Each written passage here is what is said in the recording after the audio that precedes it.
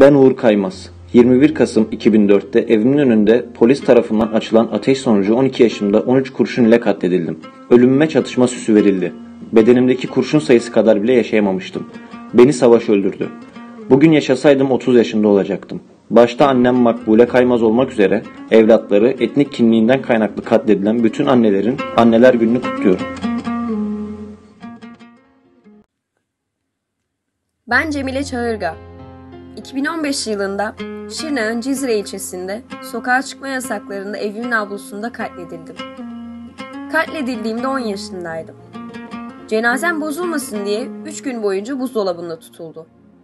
Beni katledenler, ölenler arasında sivil yok dedi. 10 yaşındaki bir çocuk onlar için sivil değildi. Beni ve birçok sivil katledenlerle barışı ve çözümü buzdolabına koyduk diyenlerin aynı kişiler olduğunu biliyoruz. Başta annem Emine Çağırga olmak üzere savaşta çocuklarını kaybeden bütün annelerin Anneler Günü'nü kutluyorum. Ben Oğuz Ardasel. 8 Temmuz 2018 tarihinde Çorlu tren katliamında ihmal sonucu hayatını kaybeden 25 kişiden biriyim. Gerekli tedbirler alınsaydı bugün 13 yaşında olacaktım. Tedbirsizlik ve ihmalden kaynaklı evlatlarını kaybeden bütün annelerin ve annem Mısra Üz'ün Anneler Günü'nü kutluyorum. İyi ki benim annem olmuşsun.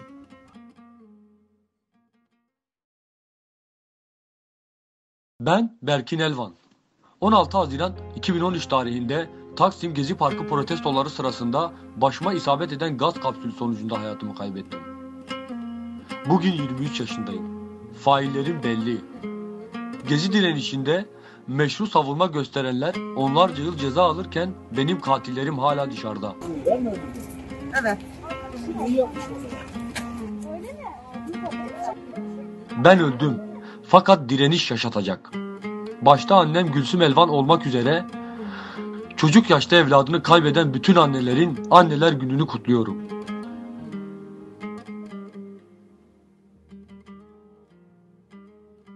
Ez Ceylan Unkul. Dema ku ez ji bo çêrandina paz ji mala xwe derketim, di teqîna topa hewana da min jiyana xwe ji dest da. Tu kesî xwe di vê qetliyamê da wekî berpirsiyar qebûl nekir. Dema ku ez hatim qetilkirin, goh ker çav kor bûbûm. Mirina min rastiya şerekî bû. Ez bijiyama niha ez 25 salî bûm. Îro roja dayikan e. Di serî da dayika misaleha Unkul roja hemû dayikan ku di encama şerên de zarokên xwe wenda kirine pîroz be.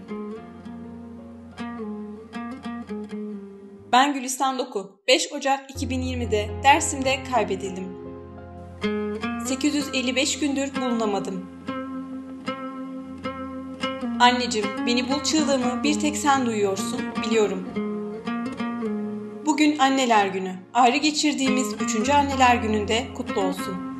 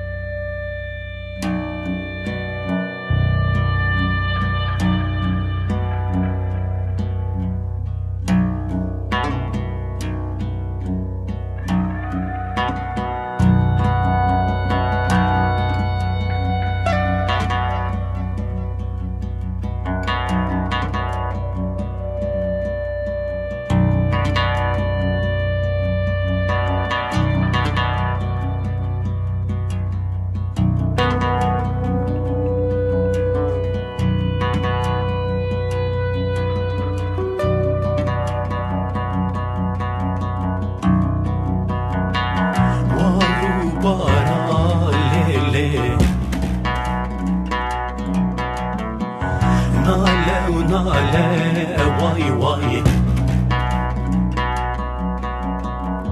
قال خواتي ليلي قل شو قال واي واي دلك يا ري وليلي بشو جانا يا واي واي بختج يا وليلي خام خيالي